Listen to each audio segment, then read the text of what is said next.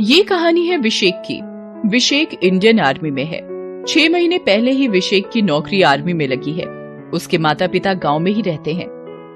विशेक हर दिन अपनी माँ बाबूजी को फोन करता और उनसे उनका हाल समाचार लेता। उसके माँ बाबूजी भी उसके फोन का इंतजार करते। उससे बात हो जाती तभी वो लोग कोई दूसरा काम करते। फोन की घंटी बज रही है। विशेक के बाबूजी फोन उठाते हैं। बाबूजी प्रणाम। खुश रहो बेटा। बाबूजी मेरी सैलरी आ गई है, पैसे भेज दिए हैं, आप बैंक जाकर निकलवा लीजिएगा, ठीक है? और जल्द से जल्द घर के छप्पर की मरम्मत करवा लीजिएगा और अपना ध्यान रखिएगा। ठीक है बेटा, तुम भी अपना ध्यान रखना। ये कहकर बाबूजी ने फोन रख दिया। विशेक अपनी बैरक में जा ही रहा था कि बारिश होने लगी। बारिश को देखते ही उसे बचपन की कई बातें याद आने लगी। वो बहुत ही गरीब परिवार से आता था। उसके माता और पिता दोनों किसी दूसरे के खेत पर काम किया करते थे। घर का गुजारा बहुत ही मुश्किल से चलता था। विशेक गांव के ही सरकारी स्कूल में पढ़ता था। वो पढ़ने में बहुत अच्छा था। उसकी एक आदत थी कि वो हर रात सोने के पहले अपनी माँ से कोई न कोई कहानी जरूर सुनता था।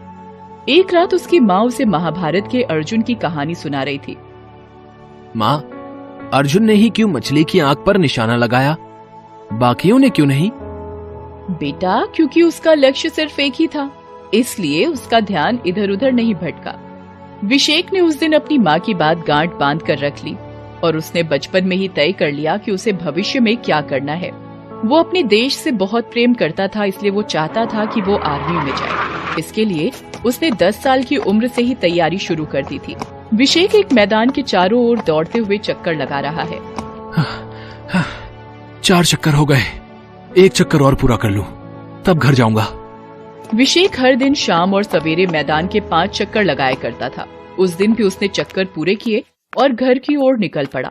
लेकिन रास्ते में ही बारिश शुरू हो गई। रात ज्यादा हो रही थी, इसलिए वो भीगते भीगते ही घर पहुंचा। जैसे ही वो अपने खपरैल घर में पहुंचा तो देखा कि बारिश के कारण उसके घर की छत से पानी टपक रहा था। वहाँ उसकी माँ ने एक मटका लगा रखा था। ये सब देखकर उसे अपनी किताबों की फिक्र हो रही थी। तू आ गया बेटा? माँ, मेरी किताबें?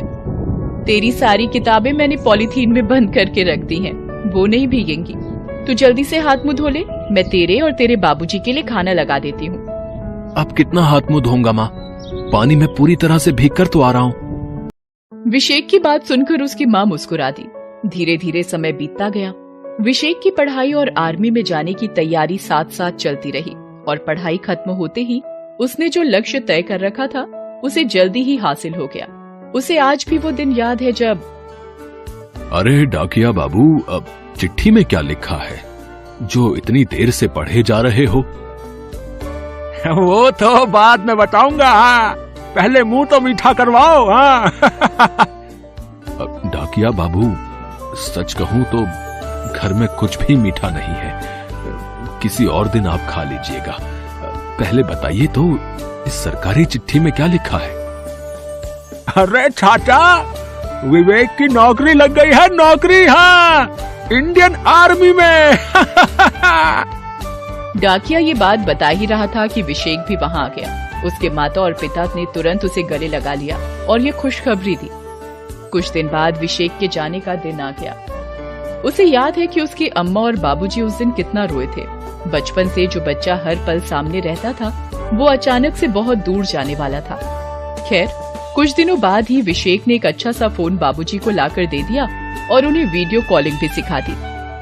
उसके बाबूजी ने कभी ऐसा फोन देखा नहीं था, इसलिए उन्हें दिक्कत तो बहुत हुई, लेकिन विशेक ने उन्हें सिखा दिया।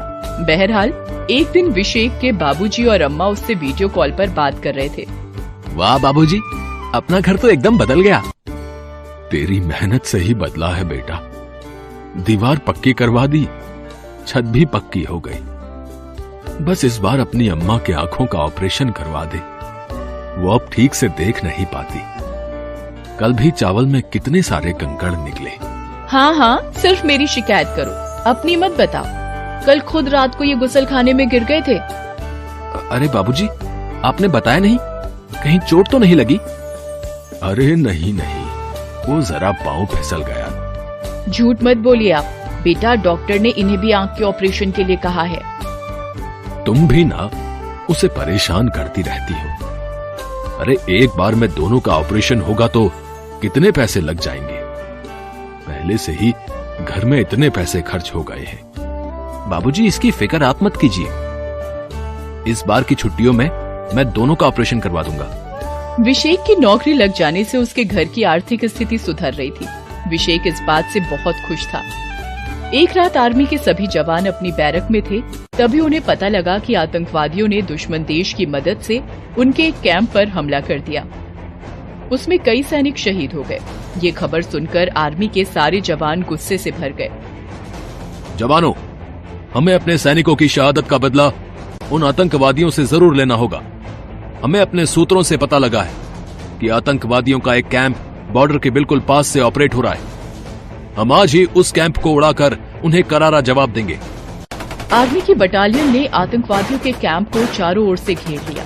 दोनों ओर से लगातार फायरिंग होती रही। सुबह से शाम हो गई लेकिन फायरिंग बंद नहीं हुई। इस बीच विशेक आतंकवादियों की नजर बचाकर उनके कैंप में ही मशीन गन लेकर घुस गया। आतंकवादियों की नजर जैसे ही उस पर पड़ी, वो उस पर अंधाधुंध फायरिंग करने लगे। लेकिन भारत माता का दुलारा विशेक फायरिंग की परवाह किए बिना उनकी फायरिंग का जवाब गोलियों से देने लगा। उसने सारे आतंकवादियों को मार गिराया, लेकिन उन आतंकवादियों की एक गोली इस जांबाज के सीने को भी छलनी कर गई। विशेक शहीद हो गया। हम बूढ़ों को किसके भरोसे छोड़ गए बेटा। हमेशा कहता था, अम्मा एक ही लक्ष्य है जीवन का, आर्मी में जाना, देश सेवा करना। तुमने देश के लिए अपना फर्ज तो निभा दिया बेटा, लेकिन हम तो अकेले हो गए। अब हम किसके सहारे जिएंगे। विशेक के शहीद हो जाने से उसके माँ बाप पूरी तरह टूट गए थे। वो हमेशा रोते रहते। लेकिन जीवन का ये भी सत्य है कि दुख चाहे पहाड़ के बराबर ही क्यों ना हो, जीना तो पड़ेगा ही। दूसरी ओर अब घर में कोई कमाने वाला नहीं बचा था, इसलिए उन बूढ़े माँ बाप को फिर से खेतों में काम शुरू करना पड़ा। पता है भाग्यवान, अब सच में जीने का मन नहीं करता। हमें मौत क्यों नहीं आ जाती। आप ऐसी बातें नहीं करिए।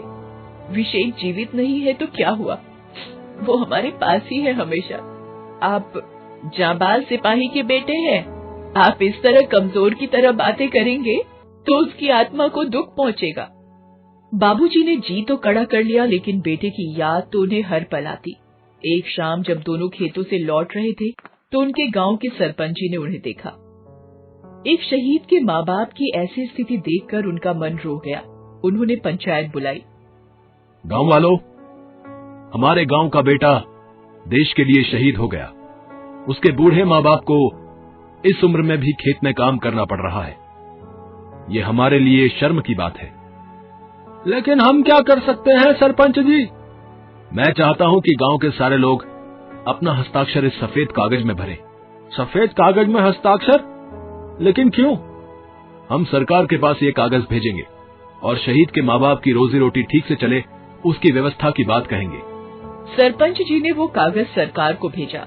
सरकार ने जल्दी ही एक पेट्रोल पंप का आवंटन विशेक के परिवार वालों के लिए कर दिया। उस पेट्रोल पंप का नाम शहीद विशेक के नाम पर रखा गया। आज गांव में वो पेट्रोल पंप विशेक के माता पिता चला रहे हैं। उनके पेट्रोल पंप पर किसी भी शहीद सैनिक के परिवार से कोई भी पैसा नहीं लिया जाता है। Thanks for watching.